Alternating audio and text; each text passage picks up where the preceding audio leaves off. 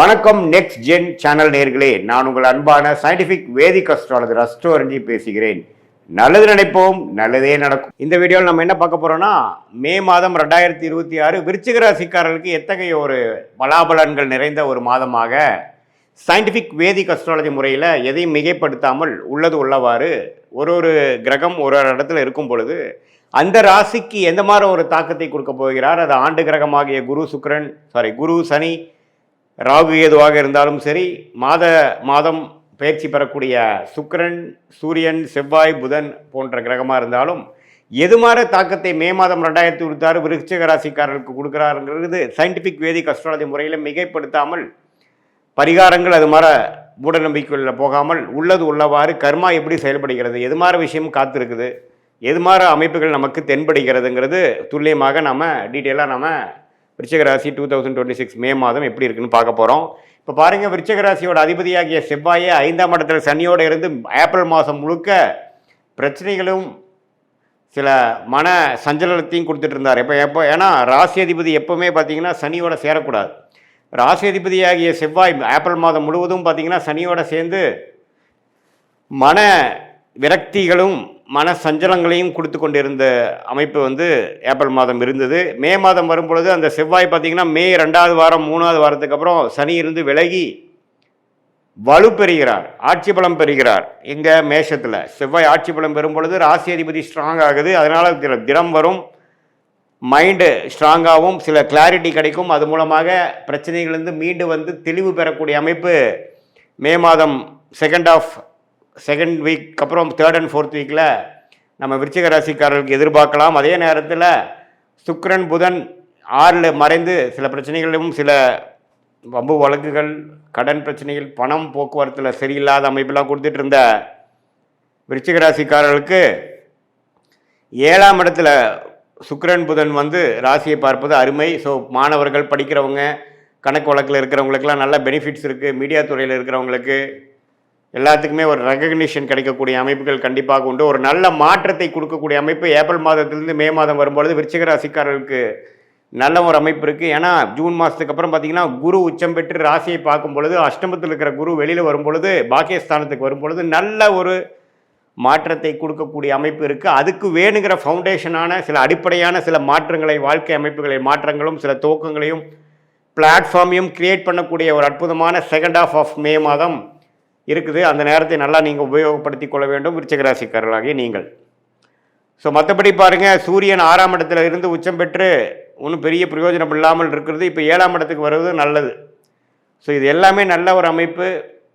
குருவும் பாருங்கள் ஜூன் மாதம் மாறுறாரு. அதுக்கு வேணுங்கிறதுக்கு முன்னாடியே ஒரு 2 வாரத்துக்கு முன்னாடியே அதோட எஃபெக்ட் உங்களுக்கு தெரிய ஆரம்பிச்சிடும்.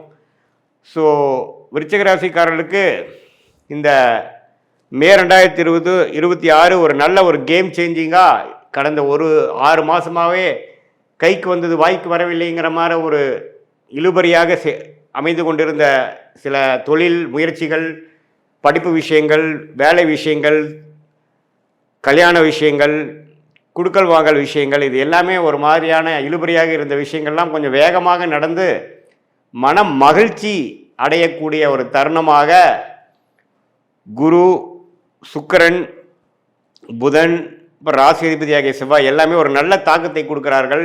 அதுவும் ஜூன் மாதத்துக்கு அப்புறம் ஒன்றுமே மனம் சஞ்சலமிலிருந்து வெளியில் ஓரளவுக்கு உற்சாகத்தோடு வாழக்கூடிய அமைப்பு இருக்கிறதுனால இந்த மே மாதம் ஒரு நல்ல ஒரு துவக்கத்தை கொடுக்குங்கிறத நீங்கள் தெரிஞ்சுக்கணும்.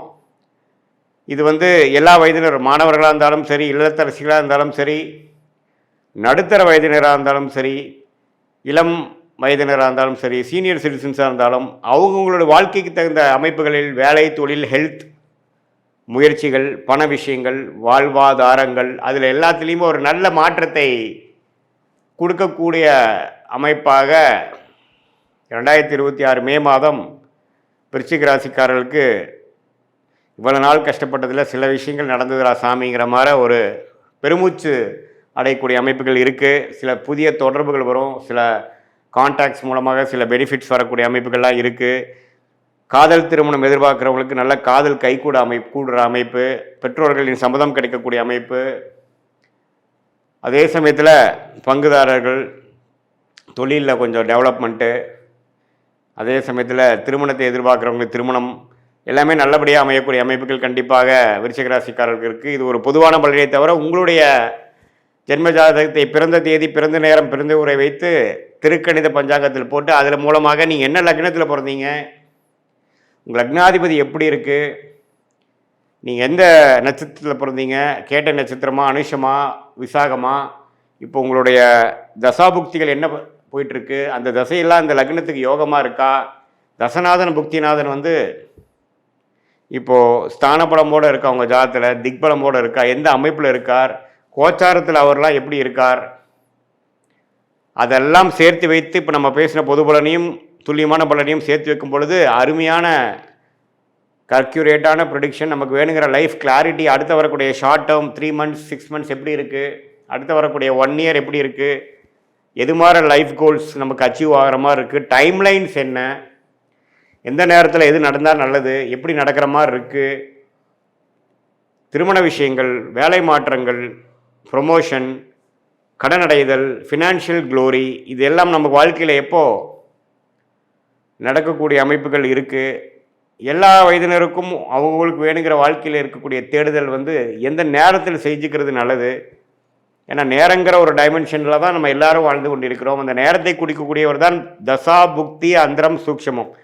தசைகளுங்கிறது பார்த்திங்கன்னா வருட கணக்கில் போகிறது, புக்திங்கிறது பார்த்திங்கன்னா 8 மாதம் 9 மாதம் 10 மாதம் 1 வருஷம் 1.25 வருஷம் 2 வருஷம், அந்தரம் பார்த்திங்கன்னா 4 மாதம் 3 மாதம் 2 மாதம், சூக்ஷமங்கிறது வாரக்கணக்கில். இது எல்லாம் எப்படி உங்களோட ஜாதகத்தில் இருக்கிறத வைத்து அவ்வளோ டீட்டெயிலாக நம்ம பார்த்து அதுக்கு தகுந்த மாதிரி முடிவுகளை எடுத்து தேவையற்ற முடிவுகளை நாம் அவாய்ட் பண்ணி தவிர்த்து தேவையற்ற பண விரயங்கள், தேவையற்ற பொருள் விரயங்களை தவிர்த்து, ஏன்னா நம்ம ஒரு 1000 வருஷம் வாழ போகிறது இல்லை, நாம் வாழ்கிறது நம்ம 70-80 வருஷம் தீர்க்காயுசு இருக்கும் பட்சத்தில். அதுலேயுமே பார்த்திங்கன்னா வேலை தொழிலுங்கிறப்போ ஒரு 30-40 வருஷம் தான் நம்ம வந்து கரெக்டாக பண்ண போகிறோம். அதில் தேவையற்ற தவறுகள், தவறான திசையில் போகக்கூடிய முயற்சிகள், இதெல்லாம் நம்ம தவிர்க்கும் பொழுது நம்மளுடைய பிராப்தம் என்ன,